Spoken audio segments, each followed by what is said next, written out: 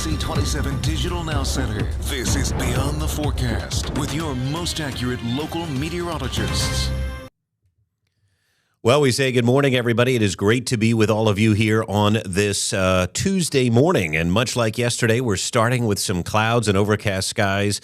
We're going to talk about our local weather, although it remains fairly quiet, which is not a bad thing. It's been nice to enjoy some quiet, peaceful weather this August after so much rain and flooding over June and July. I don't mind it, and I hope you don't either, although we could use maybe a little bit of rain to help our lawns out. We're going to talk about that and then focus particularly on today's episode of Beyond the Forecast about Hurricane Erin, and we're going to focus in on that storm, too, coming up. So let's get started here. We want to show you the latest. Boiling Springs, a cloudy start to the day over the lake, but a nice start to the day. It is not humid. It is not hot. Temperatures are in the 60s. It's just overcast. This really paints the picture, right? In Gettysburg, it's cool, it's cloudy, and the lawns are brown, believe it or not. I know we had so much rain in June and July. We still have a surplus for the year, but August has not treated us too well. We have less than a half inch of rain officially at the airport, and we should, by this date, have over 2 inches. So we do need some rain in certain spots especially. But this morning we're dealing with low-level clouds, and the reason why it looks clear on the satellite, right, the infrared is detecting temperatures, and sometimes when the clouds are low, it cannot separate between their temperature and the temperature of the surface. So it doesn't always show up too well on the satellite. But right now, it is overcast, and we're seeing some showers across the Jersey Shore down into Delmarva. Temperatures comfortable in the 60s, low 60s, in fact, for Lebanon, Allentown at 62, 64 in Lancaster. This is cooler than yesterday by about 3 to 5 degrees out there. So temperatures have fallen a bit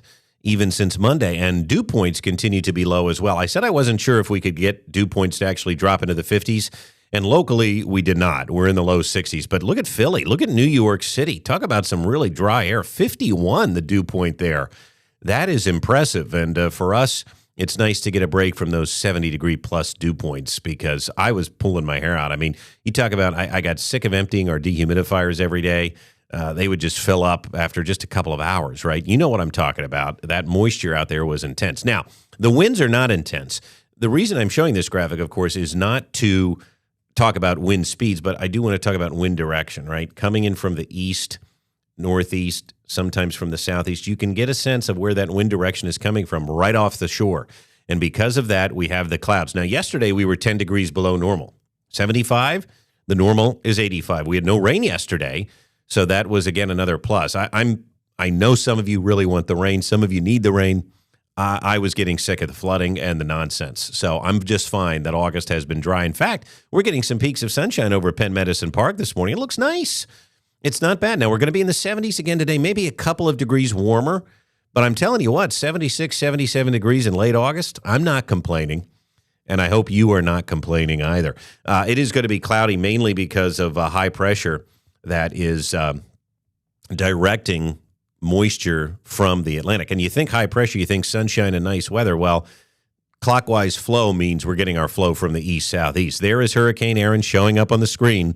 And we've got a front off to the west right here that is going to be producing some showers for us tomorrow. This front is going to move east.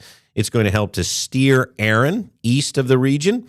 And as it does, we could get a few showers tomorrow. It's probably our best chance of showers. In fact, let's take you through here, Precision Cast, and I want to show you a couple things. Cloudy skies today. A lot of the showers remain to our south, but I'll mention a spotty chance.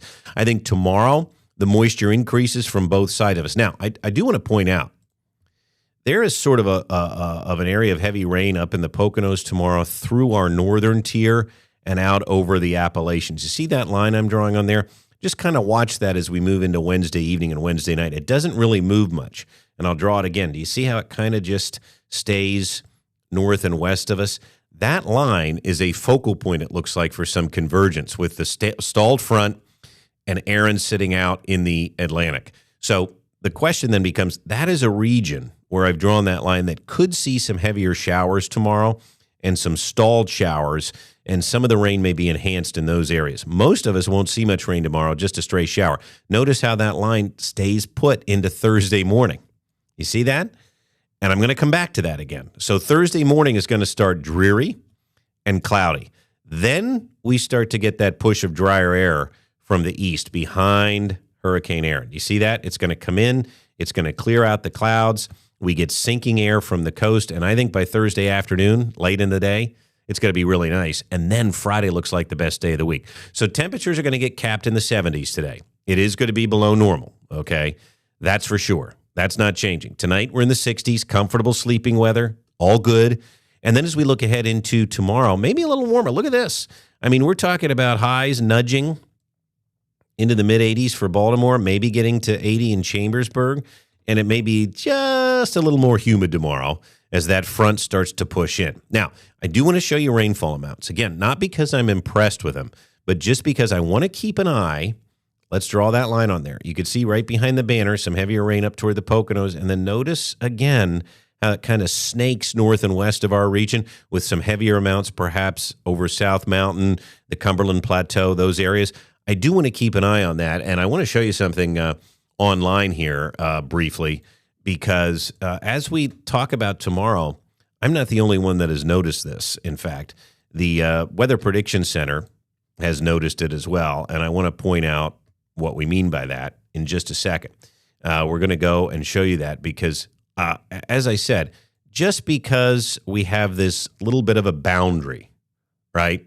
We have just a little bit of a boundary. I'm taking you to the Weather Prediction Center here and their excessive rainfall discussion, all right? And they see the same thing, and I want to zoom in on Pennsylvania here. There is just a 5% risk, a marginal risk in the areas you see highlighted in green for some excessive rain tomorrow. Now, we know our flash flood guidance is low because it's been a dry month, but these areas, basically Harrisburg up into Schuylkill County, Chambersburg, right, South Mountain, those areas in western Pennsylvania, Cumberland County up into Lewistown, Millersburg, these spots.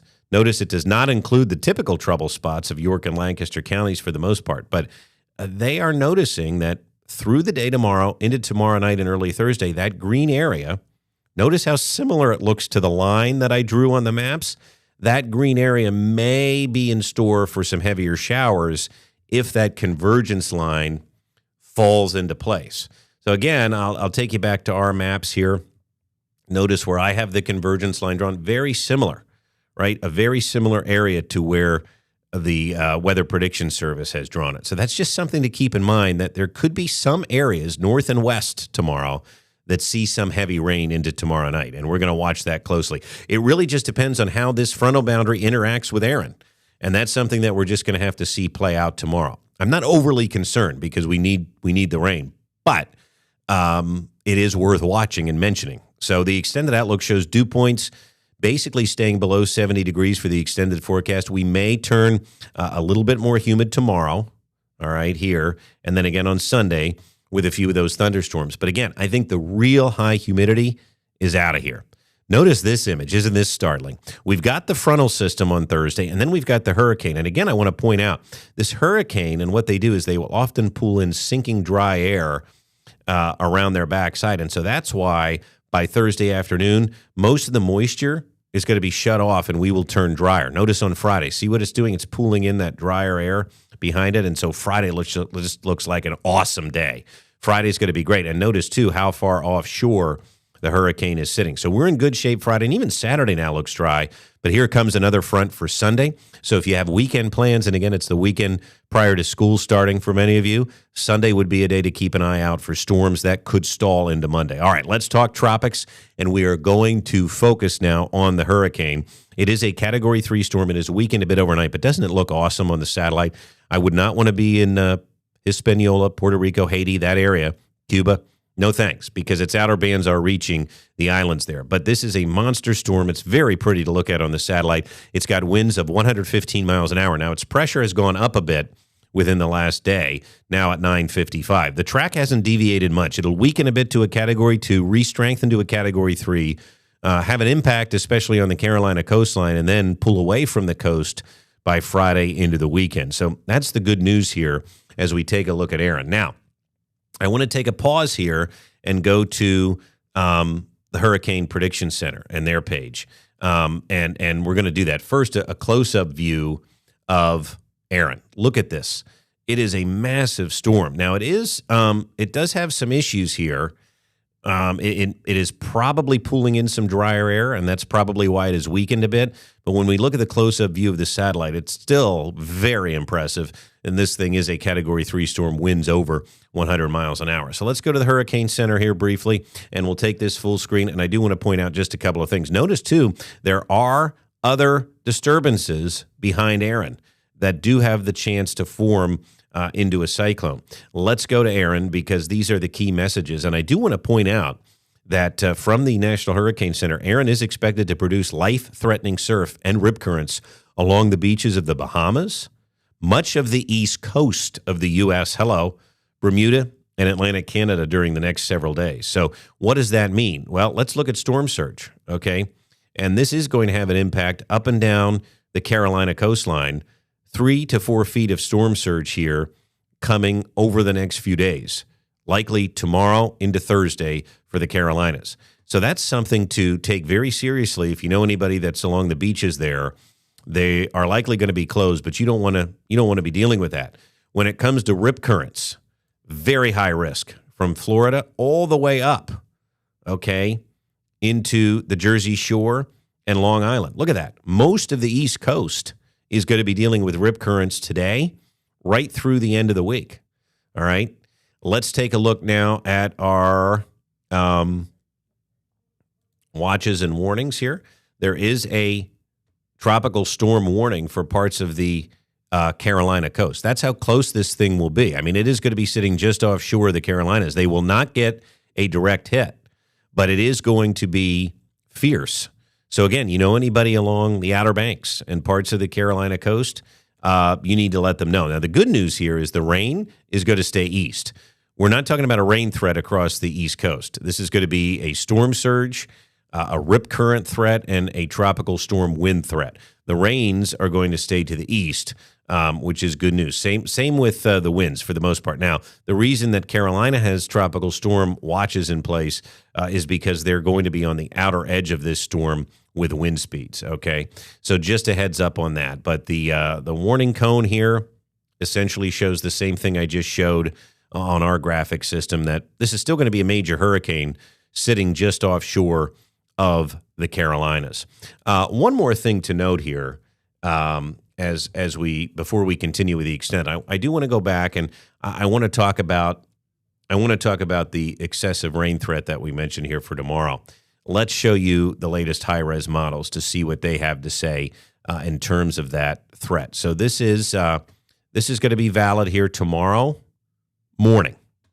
And watch as this sort of front interacts with some moisture. It definitely shows some showers over top of us in the morning. And then notice that heavy rain area, okay, just to our north and west. And you see how this convergence line mainly affects our northern and western counties. It's in the same area, right, that I talked about and that the Weather Prediction Service talked about. So that's something that we're going to be watching very closely to see how this storm, right, this hurricane, interacts with that front. We don't think it's going to be too terrible, and any little bit of rain will certainly help. But it does bear watching as we move into tomorrow, especially the afternoon and evening. So there you go. Now, to continue on here with our extended forecast, we're going to wrap it up for you with today's outlook. Mostly cloudy. Still a spotty shower threat today, but not a lot of rain. Most of us stay dry. Same deal with tonight. But it's tomorrow. A few stray showers are going to occur. Some of them could be heavy north and west of Harrisburg. Thursday, morning clouds, It's going to stay dreary. Even a couple of showers north and west Thursday morning before we get that dry air to pull in behind the hurricane. And then we have nice weather Thursday afternoon and Friday. Even Saturday looks nice now. And notice temperatures peaking again next weekend. 86 on Saturday, 84 on Sunday. A few storms on Sunday afternoon, as I mentioned, from another front. And then it looks like we cool off next week. And that's going to be the next thing that I want to show you before we wrap up. Look at our temperature pattern here over the course of the next 10 days or so.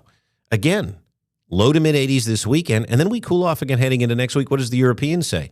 That's always a little bit warmer than the blend, but again, no 90s, a lot of 70s and a lot of 80s, and that leads me to believe, have we peaked this summer with the heat and humidity? Is the worst over? Certainly seems that way. Now, September can get hot, so I want to wait and see. In the meantime, that is the latest outlook for Hurricane Erin, how it's going to impact us, and we want to keep an eye on that rainfall threat locally here tomorrow, late afternoon and evening, as to where that convergence zone sets up. We will keep you posted. In the meantime, for Beyond the Forecast, thanks for watching, everybody. I'm meteorologist Brett Thackara.